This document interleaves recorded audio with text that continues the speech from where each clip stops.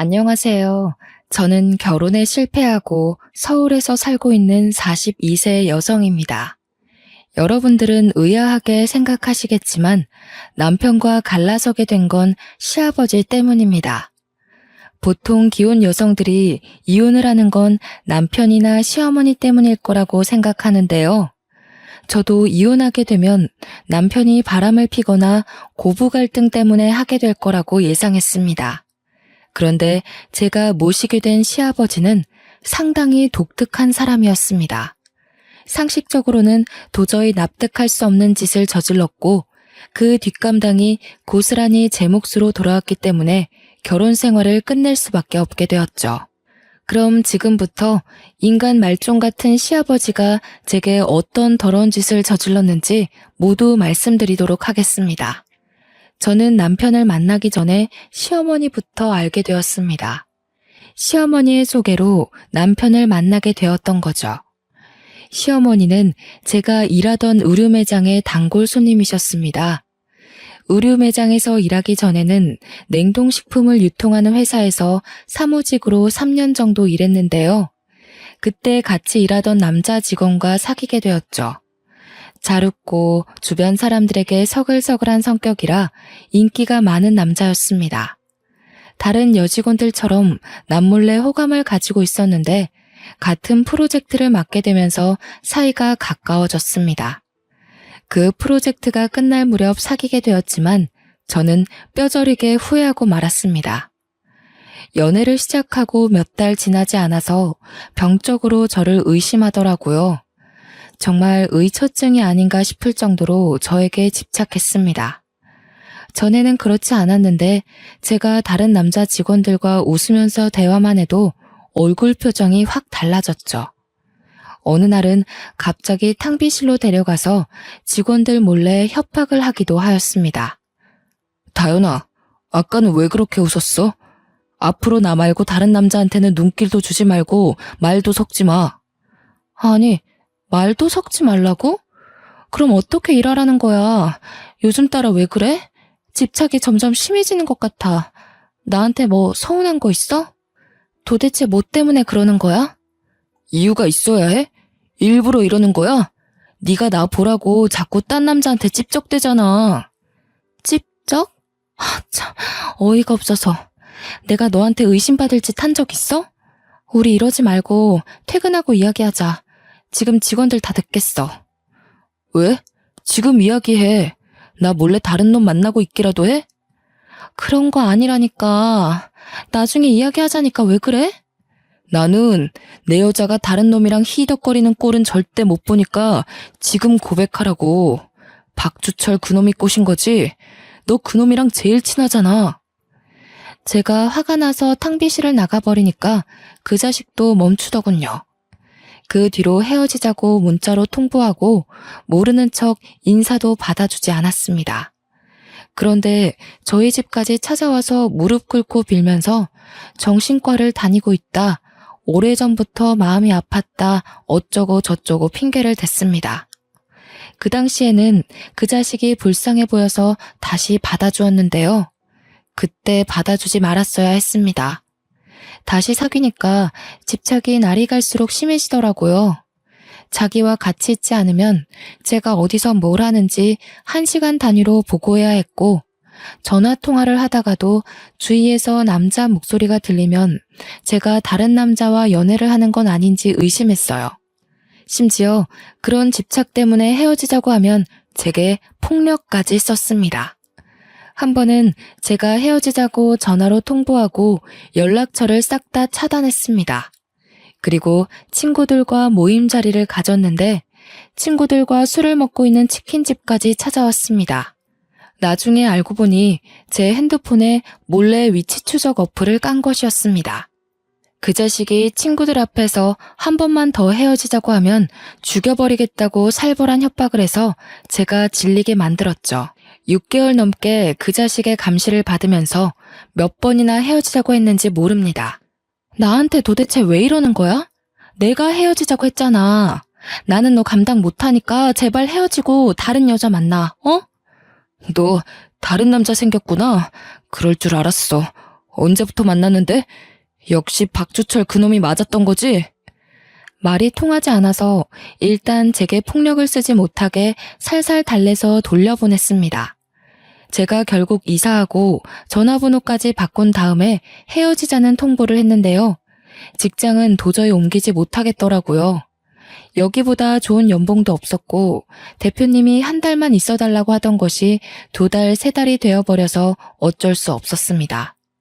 제가 대표님께 그만둬야 한다고 몇 번이나 닥달하던 동안 전 남친이란 작자는 회사에 이상한 소문을 퍼뜨려서 저를 아주 곤란하게 만들었습니다. 정신 차리고 보니 회사 내에서 제가 남자 관계가 아주 문란한 여자라는 헛소문이 퍼져 있었습니다. 아무리 아니라고 말해도 전혀 통하지 않았고 결국 저는 이 사실을 대표님께 다 말하고 그만둬야 했습니다. 회사를 그만둔 뒤에도 그놈이 제 번호를 어떻게 알았는지 한 달 넘게 전화와 문자를 하면서 저를 쉴 틈 없이 괴롭혔습니다. 어떤 날은 밤 12시부터 다음날 아침까지 300통이 넘는 문자를 쉴 새 없이 보내서 잠을 못 자게 만들었죠. 결국 휴대폰을 해지하고 번호를 또 바꾼 다음에야 그놈과 완전히 헤어지게 되었습니다. 그리고 3개월 정도 쉬고 있었는데 마트에서 일하는 고등학교 선배 언니의 소개로 대형마트 안에 있는 의류 매장에서 일하게 되었어요. 그때 지금의 시어머니를 만나게 된 거죠. 어머, 못 보던 얼굴이네. 이제 새로 들어온 아가씨인가 봐. 네, 안녕하세요 사모님. 정다연이라고 합니다. 앞으로 잘 부탁드려요. 제가 인사를 건네니 같이 일하는 언니가 단골 손님이니까 잘해주라고 말해주더라고요. 시어머니는 처음 봤을 때부터 제게 아주 호의적이셨습니다. 늘 웃으면서 점원인 저를 대해주셨고 말투나 행동을 보아하니 마음이 따뜻하시고 인자하신 분 같았습니다. 그렇게 몇 달이 지난 어느 날 시어머니께서 작은 쇼핑백을 들고 매장을 찾아오셨습니다. 그러더니 대뜸 제게 그 쇼핑백을 건네주시는 거 있죠? 다른 직원한테 들었다. 내일이 생일이라며? 생일 축하해. 신발 하나 샀는데 맞을지 모르겠네. 세상에, 무슨 생일을 다 챙겨주세요. 바빠서 친구들한테 생일 축하도 못 받았는데. 고마워요, 사모님. 한 달 전에 우연히 제 생일이 언제인지 말한 적이 있었는데 그걸 기억하고 다른 직원한테 정확한 날짜와 신발 사이즈를 물어본 것 같았습니다. 단골 손님에게 선물까지 받게 될 줄 몰랐는데 저를 딸처럼 생각하면서 챙겨주는 마음에 감격을 받게 되었죠. 그 무렵부터 시어머니께서 매장에 올 때마다 빈손으로 오지 않으셨고 하다못해 캔커피라도 제 손에 쥐어주셨습니다. 그래서 이렇게 따뜻하고 부드러운 마음을 가진 분을 시어머니로 모시고 살면 얼마나 좋을까라는 상상도 해봤는데요. 게다가 시어머니께 아들이 한 명 있다는 사실을 알고 있었거든요. 사진을 한번 보여준 적이 있는데 키도 크고 잘생긴 것 같았습니다.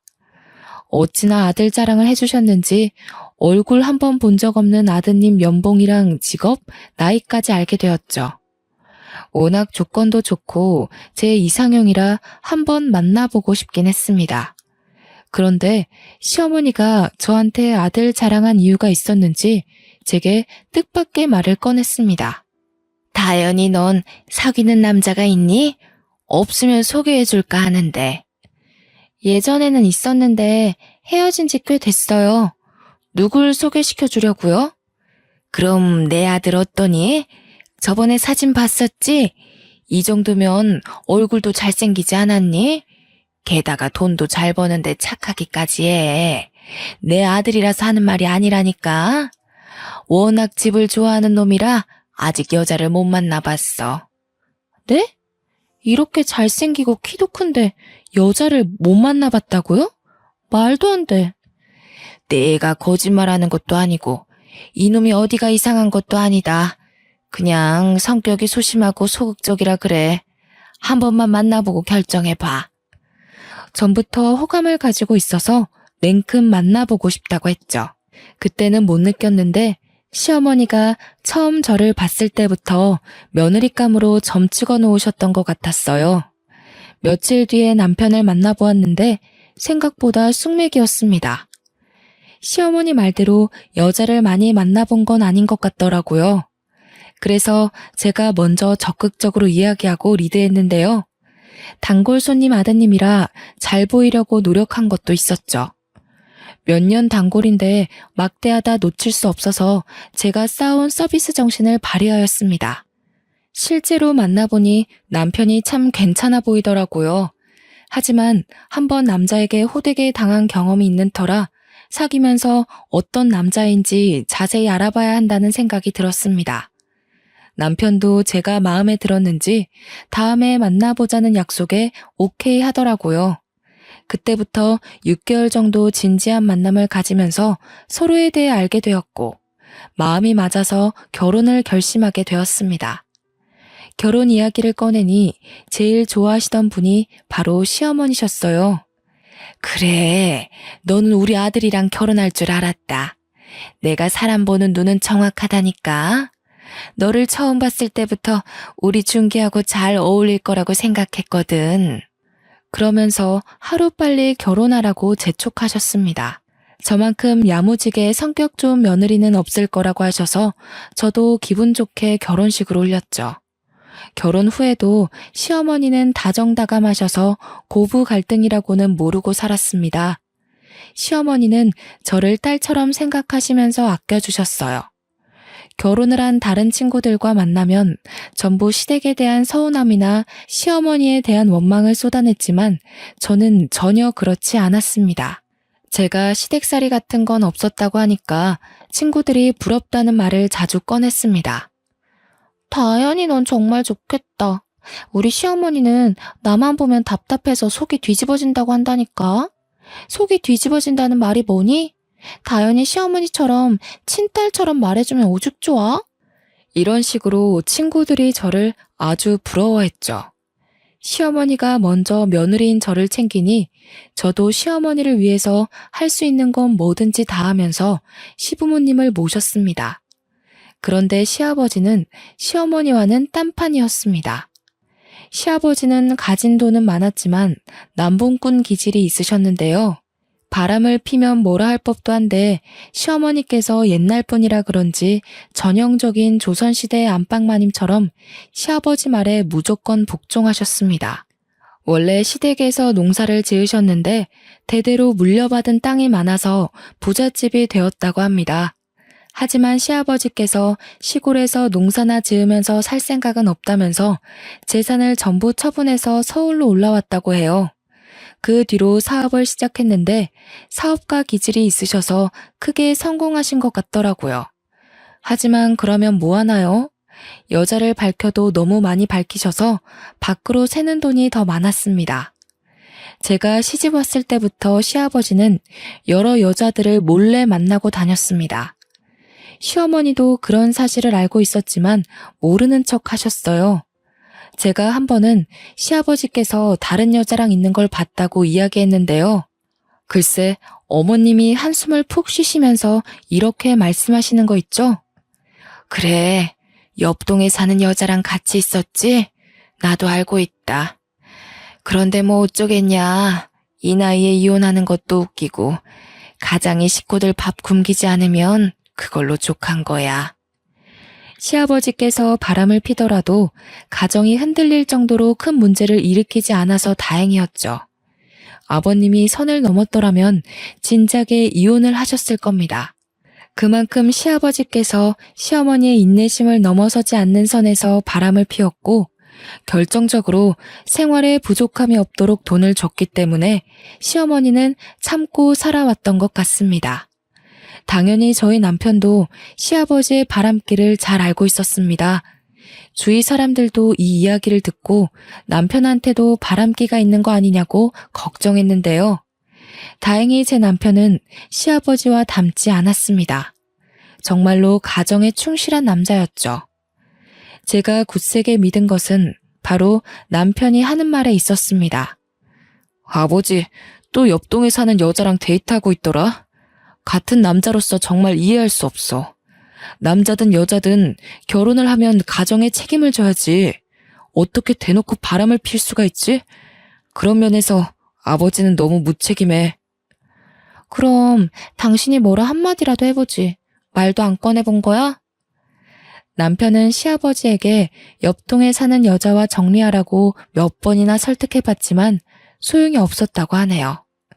그리고 시어머니가 아버지의 여자 문제를 거론하지 않고 살기로 작정했으니 남편도 어머님의 뜻을 따르게 된 겁니다.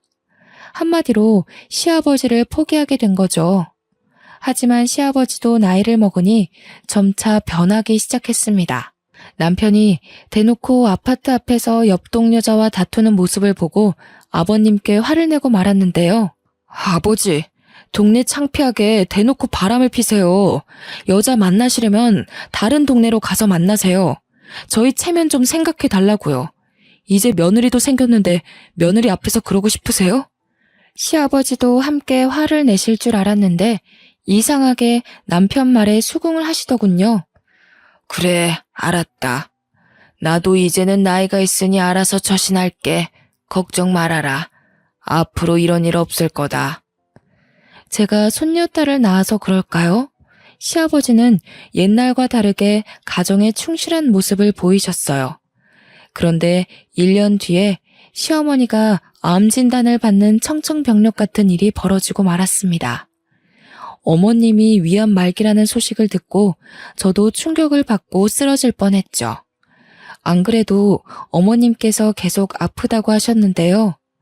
몇 년 전부터 몸이 계속 이상 신호를 보냈지만 여자는 시댁에 폐를 끼치면 안 되고 아파도 그저 참고 사는 거라는 생각으로 버티셨다고 하더라고요. 시어머니가 수술을 위해 입원하게 되자 병수발은 당연히 제 몫이 되었습니다. 수술을 하기 전날 밤까지 시어머니를 모시면서 긴장을 풀어드렸죠. 다 잘 될 거다. 잠깐만 눈 붙이고 오면 모든 게 끝날 거라고 말씀드리는데 어머님께서 제 손을 꼭 잡고 지금껏 감춰왔던 속마음을 털어놓으셨습니다. 얘야, 나 정말 속상하다. 내가 죽을 때가 됐다고 생각하니까 너무 억울해. 마음 같아서는 지금 남편을 찾아가서 무릎 꿇고 빌라고 하고 싶은 마음이야. 나도 여잔데 남편이 다른 여자랑 놀아나는 걸 그저 보고만 있어야 하는 내 마음이 어땠겠니? 말은 안 했지만 정말 죽지 못해 지금껏 살았어. 어머님이 말씀하시면서 눈물을 흘리는데 마음이 찡해졌습니다. 겉으로는 남자가 사회생활 하다 보면 그럴 수 있다고 말하셨지만 속으로는 피눈물을 쏟으신 것이었습니다. 어쩜 아버님은 와이프 속도 모르고 다른 여자를 만나왔던 걸까요? 시아버지는 시어머니 마음이 타들어간지도 모르고 바보 같은 마누라 만나서 마음대로 놀아나도 된다고 생각했던 것 같아요. 시어머니는 그날 밤 내내 정말 이혼하고 싶었지만 그때마다 어린아들이 발목을 잡았다고 생각하셨어요. 그렇게 잠도 안 주무시고 수십 년간 가슴속에 쌓아뒀던 응어리들을 제게 풀고 수술실로 들어가셨는데요. 대기실에 혼자 우두커니 앉아서 수술이 잘 되기만을 기도하는데 시어머니 속에 쌓인 우라가 화병을 만들었고 나중에는 위암의 원인이 된 것 같다는 생각만 들었습니다. 수술이 끝난 뒤에 시어머니께서 회복실로 옮겨지고 퇴근한 남편도 병원으로 찾아왔습니다. 하지만 시아버지는 끝까지 오지 않았죠. 남편이 오고 1시간이 더 흐른 다음에야 수술을 한 담당 의사가 나왔습니다. 수술복을 입은 채 저희 부부를 부르더니 충격적인 말을 꺼내더군요. 생각보다 암덩어리가 크고 다른 장기에도 전이가 되어 있어서 수술이 오래 걸렸습니다. 가장 문제가 되는 부분은 제거했지만 결과가 100% 좋다고는 말씀 못 드리겠네요. 의사는 언제든 암이 재발할 수 있으니 상당 기간 입원하면서 경과를 지켜보자고 했어요. 의식을 찾은 시어머니께는 수술이 잘 되었다고 말씀드렸습니다. 몇 달만 입원해서 항암 치료만 받으면 완치될 거라고 했죠. 하지만 시어머니는 제 말을 믿지 않는 건지 힘없이 고개를 끄덕이셨습니다. 저도 왠지 모르게 어머님이 오래 못 버틸 것 같아 불안한 마음이 들었어요. 그래서 시아버지께 전화를 드렸지만 핸드폰 전원이 꺼져 있는 것 같았습니다. 너무 화가 난 나머지 남편을 병실에서 데리고 나와서 괜히 목소리를 높이기도 했죠. 아니, 아내가 암 수술을 받았는데 아버님은 어디서 뭘 하고 있길래 병원에 코피기도 비치질 않는 거야? 당신이 전화해 봤어? 내 전화만 안 받는 거래? 나도 몰라. 그냥 부르지 마. 엄마가 집에 없으니 살판 난 거겠지. 난 기대하지도 않았어. 제 생각도 그랬습니다. 시아버지는 분명히 다른 여자를 만나느라 병원에 와볼 생각도 안 하는 것 같았습니다. 이건 해도 해도 너무한다는 생각이 들었죠. 속으로 아버님 욕을 하고 있는데 며칠 후에 시아버지께서 병원을 찾아오셨습니다. 그래서 아버님을 보자마자 대뜸 호통을 치고 말았습니다. 아버님, 도대체 어디에 계셨던 거예요? 어머님 상태가 생각보다 심각하다고요. 이럴 때일수록 아버님이 곁에 있어 주셔야 하는 거 아니에요? 하지만 시아버지는 제 말을 건성으로 들으셨습니다. 몸은 병원에 있었지만 마음은 콩밭에 가 있는 듯 병원에서도 다른 내연녀들에게 문자와 전화를 하면서 만날 약속을 잡으시더라고요. 설마 했는데 시어머니가 집에 없으니 밤마다 여러 여자들을 만나고 다녔던 겁니다. 그것 때문에 저와 남편은 시아버지와 싸우게 되었죠. 아버지, 우리가 하는 말 듣고 있긴 한 거야? 여자가 그렇게 좋아? 그렇게 좋으면 병문안 오지 말고 그 여자랑 있지 그랬어. 엄마가 죽을지도 모르는데 지금 뭐 하는 짓이야? 뭐? 이 자식이 어쩌고 저쩌? 어디 애비한테 눈을 부라리고 훈계를 하려고 들어? 네 애미가 지금 죽기라도 했냐? 그리고 병수발은 며느라가가 하잖아. 도대체 뭐가 문제냐? 어? 아버님, 제발 이러지 마세요. 어머님도 다 눈이 있어요. 아버님이 그동안 병문안 안 오고 잠수탄 거 알고 있다고요. 아무리 그래도 같이 산 부인에 대해 도리는 지켜야죠. 저는 사정을 하기도 했고 화를 내기도 했지만 시아버지는 듣지 않았습니다. 자기는 하루라도 여자가 없으면 못 산다는 말까지 대놓고 했을 정도였으니까요. 아내는 목숨을 걸고 암과 싸우는데 남편이란 작자는 다른 여자와 어울리면서 히히덕거리면서 다니다니 용서가 안 되는 일이었습니다. 아버님이 이런 식으로 무대포로 나오니 저도 울컥해서 심한 말을 내뱉고 말았죠. 아버님, 정말 너무하시네요. 아버님이 무슨 짐승이에요? 짐승들도 자기 가족이 아프면 만사 제쳐놓고 돌보는 법인데 사람이 어떻게 이럴 수가 있어요? 뭐? 그래서 내가 짐승만도 못하다는 거냐? 네, 제가 보기에 아버님은 개 돼지만도 못하네요. 그 말을 듣고 시아버지께서 화가 나셨는지 제 뺨을 때리셨습니다. 저는 아픈 것보다 억울해서 눈물을 흘렸고 그 모습을 본 남편도 뚜껑이 열려서 시아버지와 한판 붙게 되었죠. 지금 미쳤어? 애를 왜 때리는 거야? 애엄마가 틀린 말 했어? 나도 많이 참았어. 이제부터 당신 아버지라고 부르지도 않을 거니까 당장 나가. 남편이 그렇게 화를 내는 걸 처음 보았습니다. 그 뒤로 남편이 진짜로 아버지와 의절하고 부자관계를 끊어버리겠다고 하는데도 시아버지는 하나도 아쉬울 거 없다는 듯이 태연해 보였습니다. 그래, 네 마음대로 해라. 대신에 내가 가진 재산 나눠달라는 말은 일체 꺼내지도 마. 시아버지의 말에 남편의 입이 다물어지고 말았습니다. 세상 어떤 것도 돈 앞에서는 무기력해지는 법인가 봅니다. 제가 아버님께 뭐라 할 수도 남편을 닥달해 연을 끊으라고 할 수도 없었죠. 그렇게 아버님과 정리되는 거 없이 시어머니의 기약 없는 치료는 계속 이어졌습니다. 어머님을 위해 시작한 병원살이가 한 달 정도 지났을 때였습니다. 집에 잠깐 들렸는데 충격적인 장면을 목격하게 되었죠. 문을 열고 들어가자 안방에서 시아버지의 웃음소리가 들려서 들어가 보니 시아버지 혼자만 있는 것이 아니었습니다. 집 근처에서 보았던 옆동 사는 여자가 아버님과 함께 침대에 누워 있더라고요. 자기야, 마누라 죽으면 나랑 재혼할 거라는 말 믿어도 되는 거지? 그럼 내가 의사한테 물어봤어. 살 날 얼마 안 남았다고 하더라고. 조금만 더 기다려.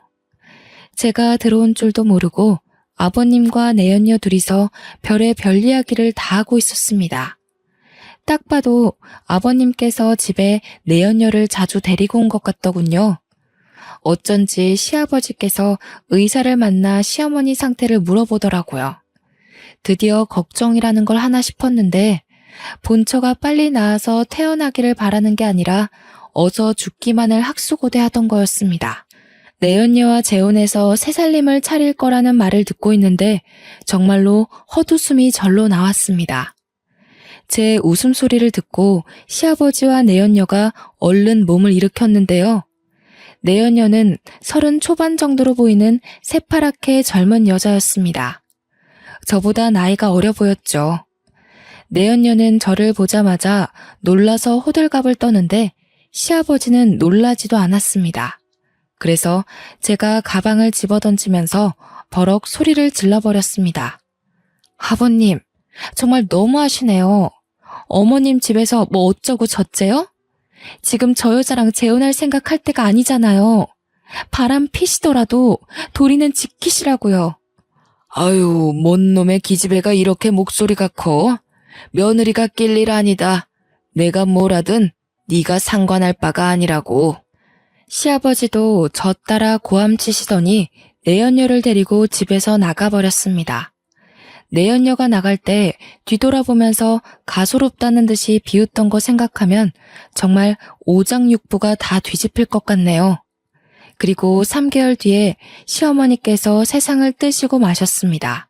한번 전이가 시작된 암덩어리들이 손 쓸 수 없이 퍼지고 만 것이었습니다.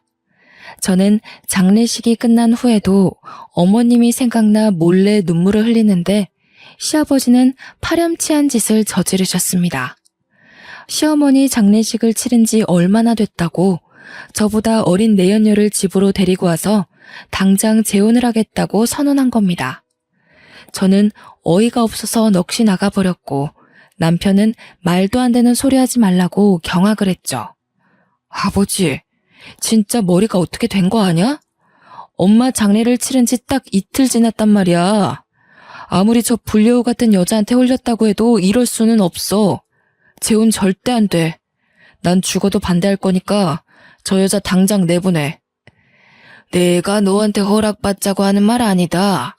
니들은 앞으로 새엄마한테 예의 바르게 굴어야 한다는 소리야. 너희들보다 어리다고 무시하고 함부로 대했다가는 가만두지 않을 테니까 알아서 해. 저는 정말 설마 했습니다. 내연녀가 무슨 낯짝으로 우리 집안에 들어올까 싶었는데 정말로 들어오더군요. 하루아침에 시어머니 자리를 꿰차더니 저희 집 안방을 차지해버렸습니다. 32살에 제 막내 동생 뻘밖에 안 되는 나이였는데 도대체 그런 짓은 어디서 배웠는지 상전처럼 굴면서 시집살이를 시켰습니다. 반말은 기본이었고 음식 투정에 자기는 숟가락 하나 까딱하지 않으면서 집안 살림이 엉망이라고 트집을 잡았는데요. 야, 국이 왜 이렇게 짜? 살림하는 여자가 간도 제대로 못 맞추면 어쩌자는 거야? 당장 다시 끓여와. 처음에는 제 길을 꺾고 시어머니 대접을 받으려고 사사건건 트집을 잡는 것 같았습니다. 하지만 저도 그냥 당하고 있을 수는 없는 노릇이었죠. 몸종 취급하지 마. 내가 만든 음식이 입에 안 맞으면 네가 직접 해먹어. 아니면 주면 주는 대로 군말 없이 받아 먹어야지. 뭐? 이게 시어머니한테 무슨 말버릇이야?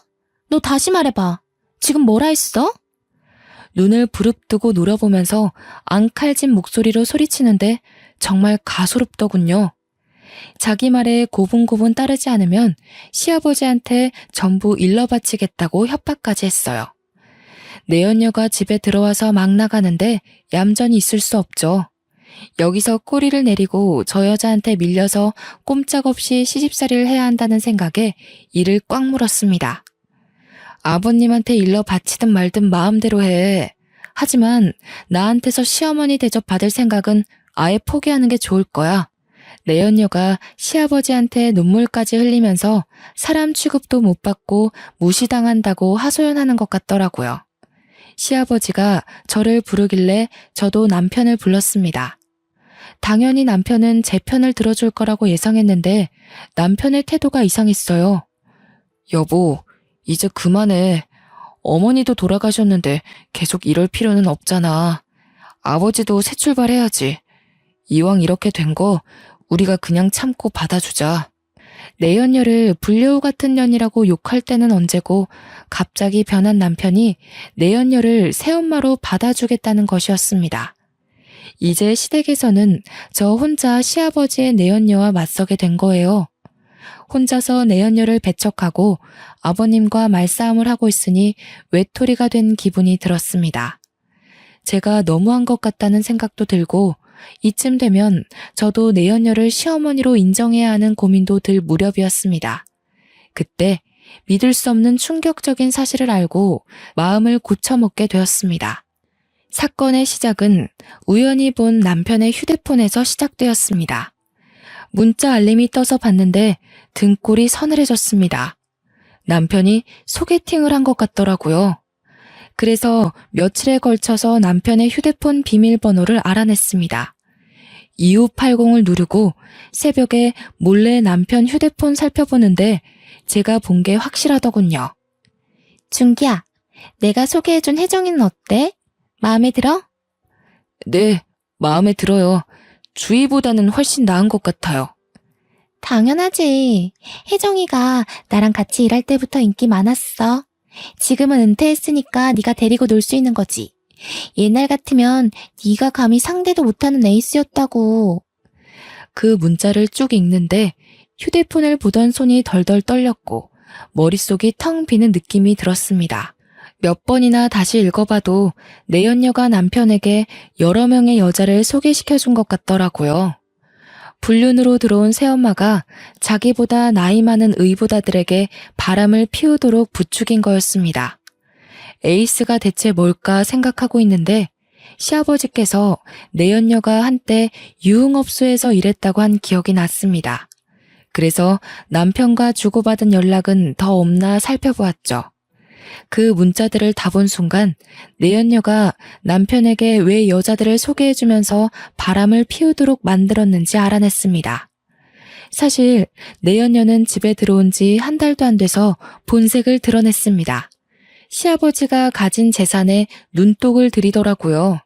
자기 아버지보다 나이 많은 남자랑 결혼한 이유가 뭐겠습니까? 당연히 돈이겠죠.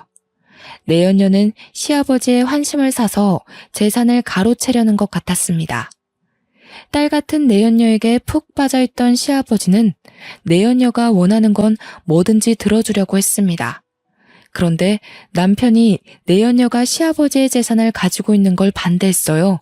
남편이 아무리 반대하더라도 시아버지 재산인데 왜 남편 눈치를 봐야 하는지 내연녀는 이해할 수 없었죠. 시아버지가 남편 눈치를 볼 수밖에 없긴 했습니다. 그건 바로 돌아가신 시어머니 때문이었는데요. 시아버지는 제가 결혼하기 3년 전부터 내연녀와 동거를 하다가 들킨 적이 있었다고 합니다. 저는 그 이야기를 남편에게 들었죠. 그 당시만 해도 시어머니께서 지금 당장 이혼하겠다고 난리를 피우셨대요. 그러자 시아버지께서 자기 재산의 절반을 줄 테니 한 번만 눈 감아달라고 애원했다고 합니다. 시어머니는 각서와 공증을 받은 다음에 이혼 소송을 포기했다고 하고요. 그리고 그때 받은 재산을 돌아가시기 전에 남편에게 모두 주었다고 하는데요. 그러니 시아버지의 재산 중 절반은 남편 거나 다름없었습니다. 내연녀도 그 사실을 알고 여자들을 소개시켜주면서 남편을 자기 편으로 끌어들였던 겁니다. 둘이 주고받은 문자와 톡을 보니 남편은 이미 내연녀가 소개해준 여자들과 바람을 피우는 재미에 완전히 빠져 있었습니다. 다른 건 몰라도 절대 바람은 피우지 않을 거라고 믿었던 남편이었는데 저 몰래 여자들과 놀고 있었다니 허탈하고 어이가 없어졌습니다. 이대로 있다가는 남편도 내연녀에게 홀려서 자기가 가진 재산을 전부 내줄 것 같았죠. 그런데 며칠 후에 더 엄청난 사실을 알게 되었습니다. 밤에 잠을 자다가 화장실에 가려고 나왔는데 안방에서 시아버지와 내연녀가 뭐라 이야기하는 소리가 들려왔습니다. 어때? 내 말대로 하니까 확실히 효과 있지? 그래. 내가 소개시켜준 여자한테 푹 빠져서 다행이지. 준기가 자기 재산은 당신한테 다시 돌려주기로 했어. 여보 정말 고마워. 내가 뭐라고 그랬어? 중이 고기 맛을 보면 절간에 빈대도 안 남는다고 하잖아. 아예 안 한다면 모를까. 한번 시작하면 절대 그만두지 못하는 게 불륜이야. 그 말을 들은 순간 저는 그대로 굳어버리고 말았어요. 시아버지는 뭐가 그리 신이 났는지 웃으면서 더 충격적인 말을 하더군요. 이제 곧 준기한테 며느리하고도 갈라서라고 말할 거야. 나는 처음부터 꼬장꼬장한 게 영 마음에 안 들었거든. 그년만 보면 재수없게 죽은 천처가 자꾸 떠오른단 말이야. 듣던 중 반가운 소리네. 나도 그년 때문에 아주 미치겠어. 한마디도 안 지고 눈을 부릅뜨고 달려든다니까. 나도 그 꼴 보기 싫어서 이혼시키려는 거야. 당신하고 준기는 며느리가 절대 눈치 못 채도록 해야 돼. 알겠지? 당연하지. 우리가 이혼시키려는 거 알면 아주 생 난리를 칠걸? 그 꼴 보기 싫어서 조용히 있어야지. 그래. 내 말만 들으면 문제될 거 하나도 없다니까. 이번에도 내가 하라는 대로 해. 이제 보니 모든 음모의 주범은 시아버지였습니다. 자기가 바람을 피우는 것도 모자라서 아들까지 꼬드겨서 바람을 피우도록 만들고 마음에 안 드는 저를 쫓아내려고 하는 겁니다. 이렇게 된 이상 저도 결판을 지어야만 했죠. 이 인간들을 도저히 용서할 수 없어서 은밀하게 그리고 치밀하게 증거를 모았습니다. 저를 가지고 논 남편과 뻔뻔스러운 내연녀가 호된 뒷감당을 하도록 만들어주기로 작심하고 계획을 세웠죠. 우선 여러 군데 수소문해서 내연녀가 일했다는 유흥업소를 찾아갔습니다. 그곳에서 마담을 찾았더니 내연녀를 바로 알아보았습니다. 아, 세경이 말하는 거구나. 걔는 제가 잘 알죠. 그런데 무슨 일로 그러세요? 마담은 저를 경계를 하면서 제가 원하는 정보를 주려고 하지 않았습니다. 그럴 때는 돈이 특효약이었죠. 가방에서 지폐 다발을 꺼내서 탁자에 올려놓자 마담의 눈빛이 달라졌습니다. 내연녀에 대해 말하는 걸 모두 다 녹음해 두었습니다. 제가 짐작하던 대로였죠. 내연녀에게는 기둥서방이라고 불리는 동거남이 있었습니다. 돈 때문에 결혼한 건 아니라고 생각했는데 역시 동거남과 짜고 시아버지와 남편의 뒤통수를 치려고 음모를 꾸미고 있었던 겁니다. 두 부자를 속이고 재산을 받아내면 쥐도 새도 모르게 도망을 치려고 했던 거죠. 저는 며칠 동안 발품을 팔아서 내연녀의 동거남이 사는 집을 알아냈습니다. 그리고 내연녀가 외출할 때 몰래 따라가서 동거남을 만나는 장면을 사진으로 찍었죠. 그렇게 며칠이 지나 다른 증거를 찾으려고 눈에 불을 켜고 있을 때였습니다. 시아버지의 지시를 받은 남편이 이혼을 하자고 하더군요. 예상은 하고 있었지만 남편에게 직접 들으니 피가 끓는 기분이었습니다. 제가 아무 말도 안 하고 있으니 남편이 딸 양육비는 줄 테니 합의 이혼을 하자고 했습니다.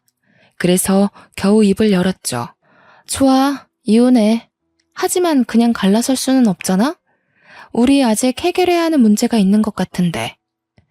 저는 미리 준비해둔 이혼 소송장과 남편이 여자들과 주고받은 문자들을 보여주었습니다. 남편은 제가 준비해둔 걸 보고 아무 말도 못하고 고개를 숙이더라고요. 저는 바로 시아버지한테 가서 내연녀가 동거남을 두고 재산을 챙겨서 달아날 궁리를 하고 있다고 말하면서 증거들을 보여주었습니다. 당연히 내연녀가 옆에 있을 때 말해버렸죠. 제가 모아둔 증거들을 보고 내연녀 얼굴이 새파랗게 질려버렸는데요. 시아버지는 화가 나서 그런 내연녀 뺨을 때리고 머리채를 잡은 채 경찰서로 끌고 갔습니다. 내연녀가 끝까지 오해라고 하면서 변명을 해댔지만 경찰이 조사를 시작하니까 바로 입을 다물었습니다. 결국 그 내연녀는 혼인빙자 사기죄와 문서 위조죄로 구속되고 말았네요.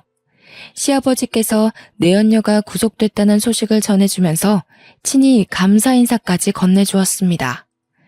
얘야, 고맙구나. 네 덕분에 내 재산을 지키게 되었어. 시아버지가 제 손을 잡고 활짝 웃길래 저도 따라 웃으면서 말씀드렸습니다. 뭘요? 이제 아버님 재산은 제 거니까 지켜야죠. 저한테 재산 전부 주셔야 하는 거 알고 있죠? 뭐?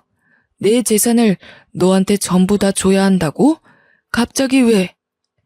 시아버지는 대번에 얼굴이 굳히면서 물어보시더라고요. 제가 남편과 이혼하게 되면서 당연히 남편에게서 재산을 나눠받았는데요. 가정 파탄의 원인은 남편의 불륜이었지만 그 원인을 제공한 사람은 시아버지라는 증거를 법정에 제출해서 시아버지에게도 위자료를 청구했거든요. 그 말을 듣고 아버님께서 웃기지 말라고 하면서 법대로 하자고 하시더라고요. 바람은 아들이 피웠는데 왜 자기가 위자료를 주냐고 난리를 피우길래 제가 고소하라고 했습니다. 하지만 법정에서는 제 손을 들어주었죠. 시아버지는 독한 년이라고 법정이 떠나가도록 소리를 질러댔지만 아버님 말대로 법대로 한 거였습니다. 그래서 바람둥이 시아버지와 철없이 덩달아 바람을 피우던 전 남편이 가지고 있던 재산은 고스란히 제 차지가 되었습니다. 나중에 시아버지가 찾아와 위자료 액수를 줄여달라고 비굴하게 애원했지만 들어주지 않았습니다. 돌아가신 시어머니에게 저지른 짓을 생각하면 시아버지가 사람으로 보이지 않았거든요. 저는 다시는 찾아오지 말라고 확실하게 못을 받고 쫓아내버렸네요. 여러분들은 한 번뿐인 인생을 제 시아버지처럼 지저분하게 살지 않길 바랍니다. 저처럼 이런 일은 겪지 마시길 바라면서 이만 긴 글 줄여보도록 하겠습니다. 제 사연 끝까지 읽어주셔서 감사합니다.